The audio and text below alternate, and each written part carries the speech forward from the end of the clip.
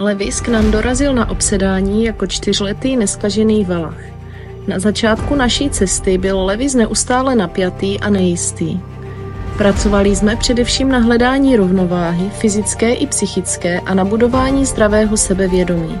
Prvnímu rozejítí pod jezdcem předcházela měsíční příprava ze země. Pro posílení kondice i důvěry ráda beru mlaďochy do terénu na ruku z druhého koně.